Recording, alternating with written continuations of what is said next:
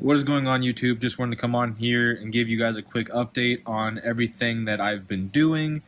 Just got in this final piece of the puzzle, the GPI front VVT Delete cover. Waited on this puppy for about 2 months, but I couldn't run anything besides GPI. Plus, I was waiting on, the whole stroker kit to come in and everything like that. Just wanted to give you guys a quick rundown on how this VVT gear goes on. So, as you see here, looks a little different, of course, but the timing gear is that little notch out right here. And as you see, when I put this right onto, I'm trying to do this one-handed, I'm sorry. Put this right on that dial there on the cam, you see my timing mark here for it being top dead center, right there. Top dead center lines right up with that. Boom, perfect.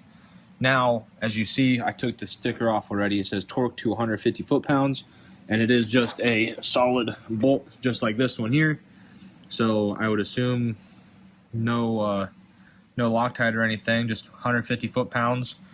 Stick it right in there, and of course I'm going to get my gear on here too, but that's how you time up the aftermarket gear and the timing marks on the bottom there.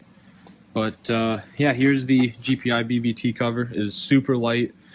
I was really hoping I didn't have to pay the extra money for billet, just because I don't need billet. I have this billet LME tensioner, but just to save a little bit of cash, 300 bucks or so, there's that GPI cover there. It looks like it comes with 2 O-rings, so in case you screw one up, they give you another one, which is really nice. I'm not real sure, but yeah, so the stock harness, the one sensor goes here with the bolt, the other sensor pops right into here, and then of course the VVT sensor actuator is no longer there, which is why the top of the cover looks a little bare, but comes with a new timing cover seal as well, which is nice. And the best part is you don't have to gum up all of this, because they give you a nice little ridge that O-ring sits in. And yeah, let me get it on here and I'll show you guys the final product. Wanted to come back on here real quick before my phone runs out of storage and my phone dies.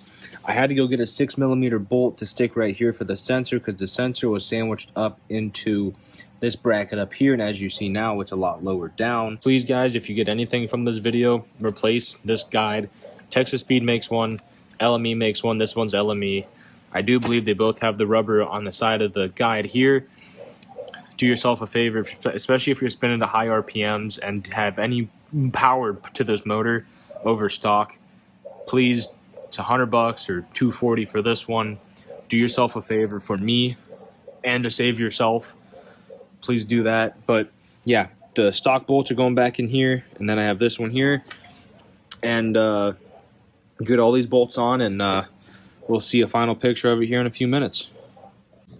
Alright, so the next part here, as you see, I got the O-ring in. You do actually have to push it pretty decently into place.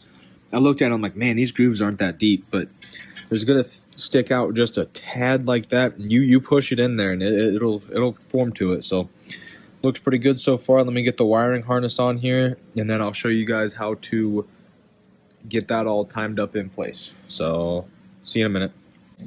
So just like that, just got the chain on, timing gear on, and the cam gear. As you see, my little green paint marker there and that timing mark line up. Now, just to give that a quick test, let me stick this bolt back down in here.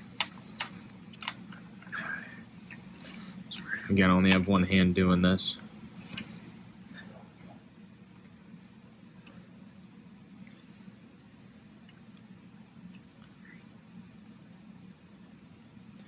Let me get this bolt up in the cam here so we don't have any issues there either. Just loosely for now, because that's all that matters.